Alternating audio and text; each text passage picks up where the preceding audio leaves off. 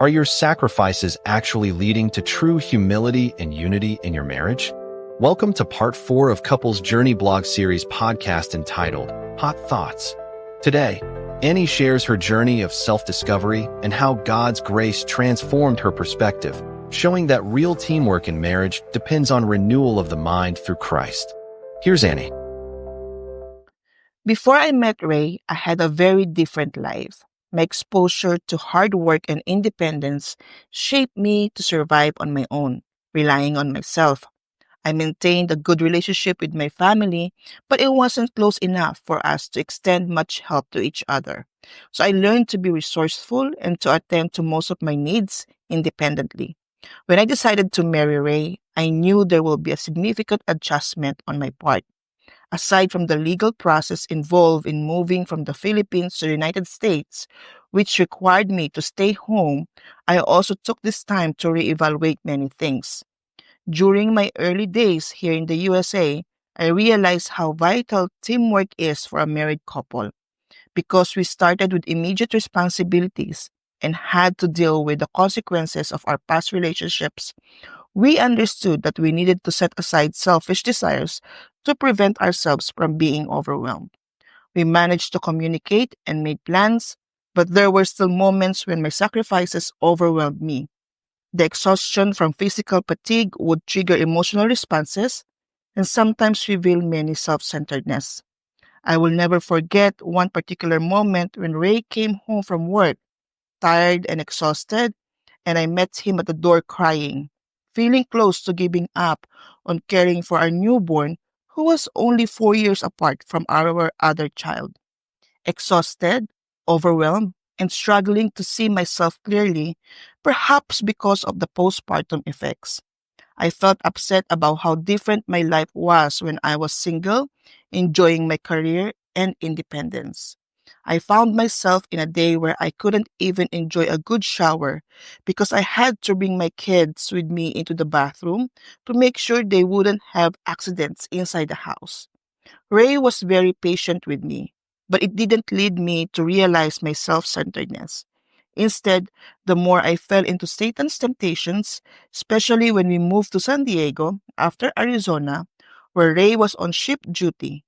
His return to the ship brought 6-month deployments, leaving me alone in military housing with 2 young children.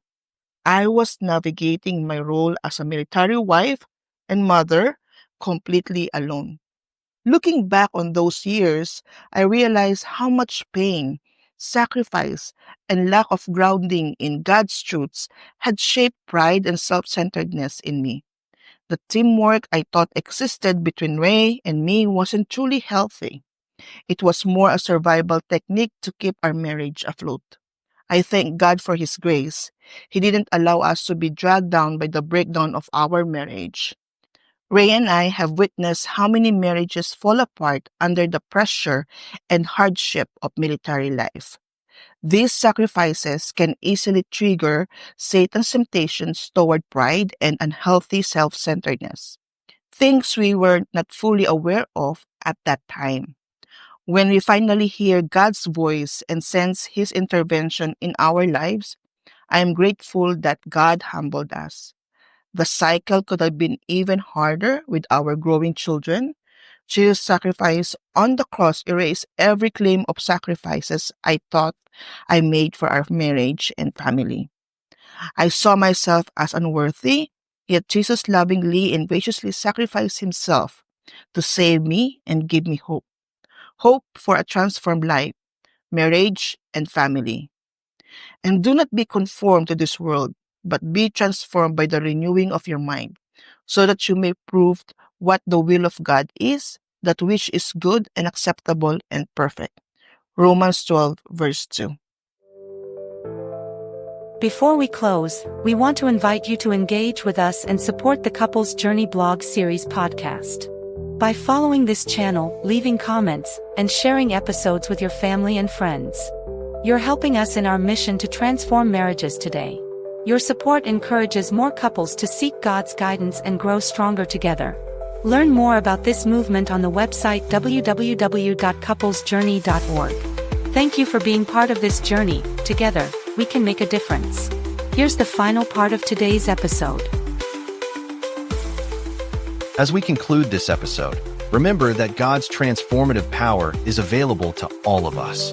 Annie's story reminds us that surrendering pride and self-centeredness begins with trusting God's grace to renew our minds and hearts. Stay tuned tomorrow for the last part of this series, where we will explore practical ways to live out these biblical truths daily. Don't miss it. See you then.